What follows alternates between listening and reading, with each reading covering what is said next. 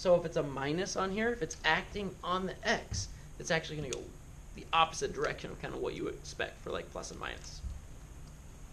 And that's because what's happening is, I'm saying happening a lot, sorry.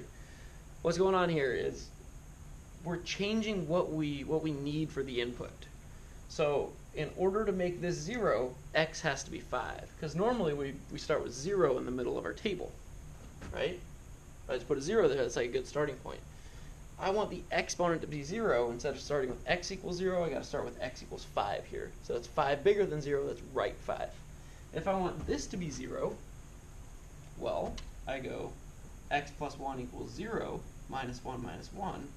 Negative 1 is my new starting point instead of x equals 0, so the graph got shifted left 1. Okay, so I think that's good. Just a quick recap of kind of what's going on here is if I have, I'm going to erase this, just write some stuff up here. Just freestyling right here. Freestyle. Off script. If I have y equals a times b to the x minus h plus k. So this a is going to be the stretch or shrink by a factor of whatever that number is. If the number is bigger than 1, it's going to get bigger. If the number is smaller than 1, it's a shrink, it's going to get smaller. The b, this is your base.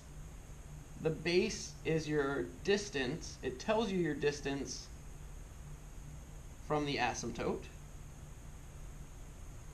The stretch or shrink is going to multiply your base distance from the asymptote. This k is going to be y equals k asymptote. It's going to take your graph and it's going to shift it up or down. K. If k is a negative number, it's going to go down. If k is a positive number, it's going to go up. And then this h is going to shift the graph left or right. So if it's x minus h, that's going to be right h. Like if it's x minus 5, it's going to go right 5. If it's x plus h, assuming that h is positive, then it's going to shift left h. And that's because in order to make, like if I had x plus 2 here, to make that equal 0, x would have to be negative 2, so it would be a shift left 2. So if you wanted to graph something like this, let's do this. This is how you do it.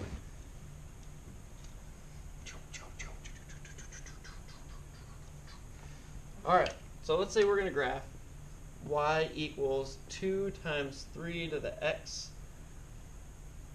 plus 2 minus 5. So let's just say we're graphing that.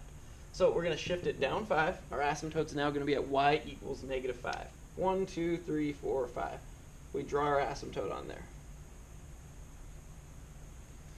Here, so this is down 5. This, because it's x plus 2, this is going to be left 2. So now what I'm going to do is I'm just going to put, it's not an asymptote, you can erase it later, but this is like our new y-axis. So instead of having our y-axis right here, we've got our y-axis right here. So if x is negative 2, normally I'd be 1 away from my asymptote. Because I'm doubling it, because it's 2 times, I'm going to be 2 away from my asymptote. Because this is my base distance from the asymptote. And then this is the multiplier. So now normally, right, if I have x and y, if y is 3 to the x, right, 0, 1, 2, 3, it's 1, 3, 9, 27. They're not all going to fit, but that's fine. So normally when x is 1 away, right from our starting point, if I go 1, I would go 3. I'm going to double that because my multiplier here, this a, this stretch, we're going to multiply that base distance. Normally, I'd be 3 away from the asymptote. When I'm 1 over, I want to be 6 away. 3, 4, 5, 6. Boom, 6 away. When I'm 2 away, I'd normally be 9. away from the asymptote. But instead of 9, I'm going to multiply it by my multiplier, my stretch, and it'll be 18 away. So here this distance was 6, this distance was 2, this next distance is going to be 18. So if I'm at negative 5, I want to go up 18, that's going to put me at 13. So 1, 2, 3, 4, 5, 6, 7, 8, 9, 10, 11, 12, 13. Boom. The next one would be 27 times 2 or 54. It's not going to fit here. Alright, if I had negative 1, it's going to be at 1/3. Alright, I'm going to double that distance. It's going to be 2/3. So 2/3 away from the asymptote would be like right there. So basically what's happening here is I'm getting a graph that's going to look like this. Super duper steep on the right. And then on the left, I'm going to have my asymptote coming down at y equals negative 5. That's kind of a quick, like, how to graph it example. Hope that helped. Went a little off script here. I hope this was informative. Comment with any questions down below. And, yeah, I hope you at least enjoyed it.